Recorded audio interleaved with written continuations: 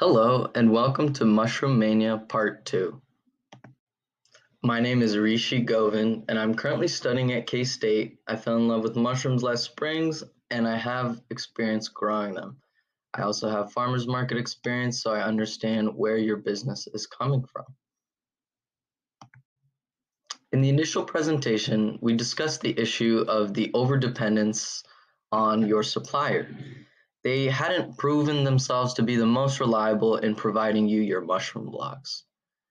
This in turn resulted in you missing out on sales at the busiest time of the year. This also provides another issue for you to face, and that's if your supplier suddenly decided to pop up shop in Manhattan, you would be left to fend for yourself. This proves to be a lack of market security. Here, I just want to provide a brief overview of what your usual production looks like. You usually receive your fruiting block from your supplier.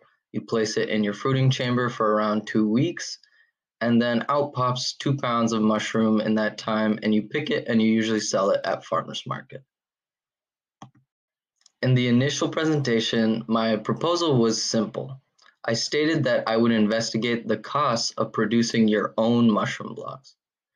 This would solidify your independence from your supplier. It would ensure that your production is only limited by yourself. And then this would also ensure that you have product on hand. I came up with this proposal by looking at it from a profitability standpoint. My goal was to investigate if you could produce these blocks for under $12. The framework graphic provides a simple yet effective way to see all the organizational and essential materials needed to reach our goal. And as mentioned in the initial presentation, my main focus would be surrounded around fixed costs and variable costs. By looking at these factors, we will be able to determine if the proposal would be beneficial to your business. And my research shows that you should be producing your own fruiting blocks. The goal was to be able to produce each one of these fruiting blocks for under $12. And the numbers say that you could easily produce these for under $12.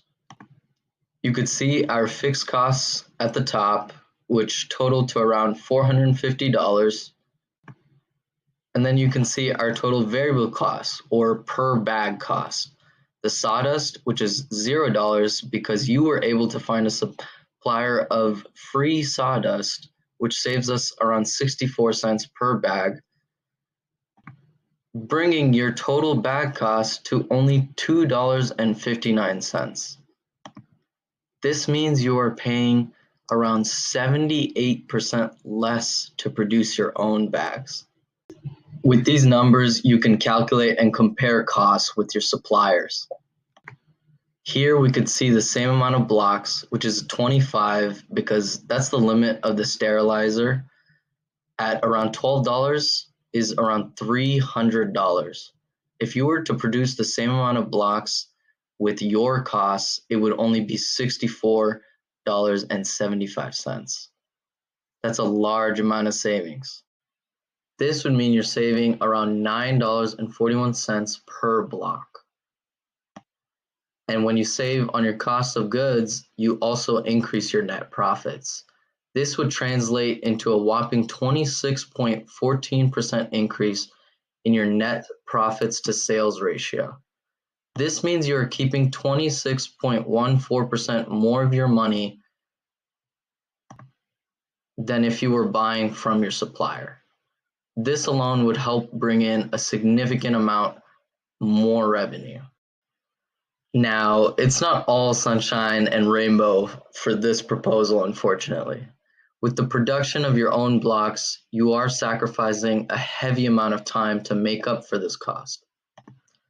The main factor in mushroom production, it seems, is that you have to be prepared and intentional with your time. If you don't have these factors, you will fail. Here, as stated, underneath the total time, we have all of the tasks and its procedures and the time it takes to complete these procedures. And as you can see, it is a significant amount of time. totaling to around 870 hours if you were to produce your own bags from start to finish. This includes the fruiting stage as well. Right next to it, you can see the supplier is able to drastically reduce this amount of time. The supplier, when you buy it from them, it usually saves you around 361 hours if you were to look at it through a cost basis analysis. But I will note that this 361 hours, you are primarily passive. You're not doing anything during this time. Usually you are waiting for your sterilizer to cool down as well as your mushroom blocks, or you're simply just waiting for the mushroom mycelium to spread throughout the block, or in simpler terms, to reach fruiting stage.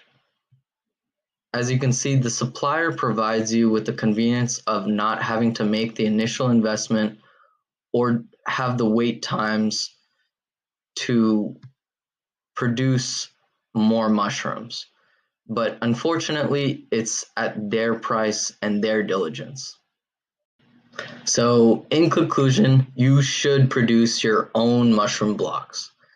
The pros heavily outweigh the cons, in my opinion. It would provide you a reliable source of production blocks and create a nice pocket of market security.